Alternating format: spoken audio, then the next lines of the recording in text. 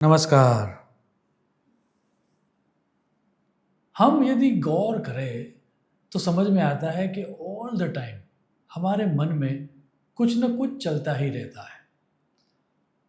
हम सोचना जब स्टार्ट करते हैं और जब अपने आप को देखते हैं 1 सेकंड पहले, तब हम कुछ और सोच रहे थे और बाद में पता चलता है जब हम वापस उस सोच के ऊपर हमारा ध्यान केंद्रित करते हैं कि हमने सोचना स्टार्ट किया था ए से और अब राइट अब हम सोच रहे हैं एच के बारे में। इतना ट्रांज़िटरी हमारा सोचना होता है।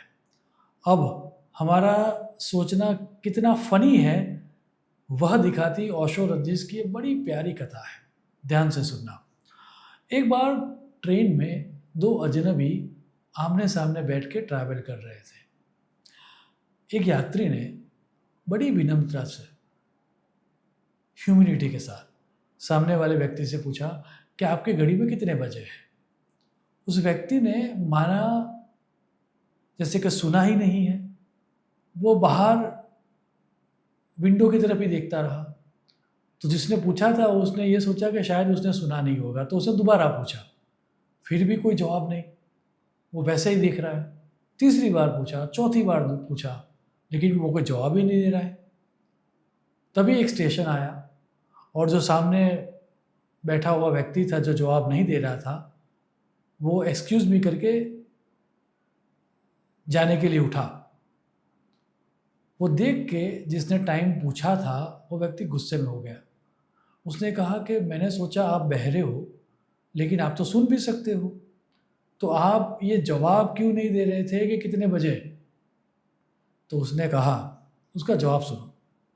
उसने कहा कि जवाब मैंने इसलिए नहीं दिया कि यदि मैं जवाब देता तो हमारी बातचीत होती। हमारी बातचीत होती तो हमारी मित्रता होती। हमारी मित्रता होती तो मैं तुम्हें घर पर चाय पिलाने के लिए बुलाता। यदि तू चाय पीने के लिए आता तो मेरी एक जवान लड़की है जो अविवाहित है, उसके साथ तेरा प्रेम संबंध हो जाता। आप दोनों का प्रेम संबंध हो जाता तो तुम्हारी शादी हो जाती।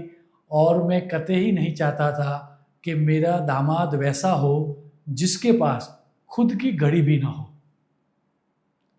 सुन के हंसी आ गई क्यों? लेकिन आप देखना, हमारा मन ऐसी ही चीज़ों में उलझा रहता है।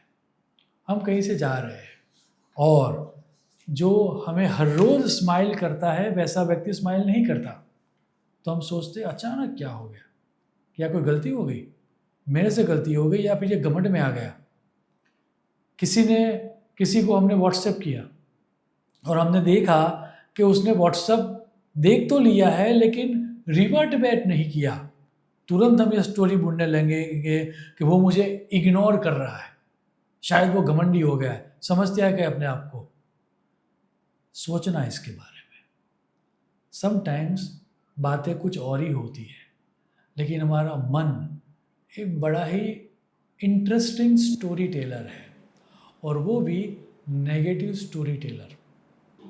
क्योंकि नेगेटिव चीज़ें अट्रैक्ट करना भी स्वाभाविक है, और जैसे पानी ढलान की तरफ अपने आप बहता है, वैसे ही मन भी नेगेटिव चीज़ों के प्रति अपने आप बहता है।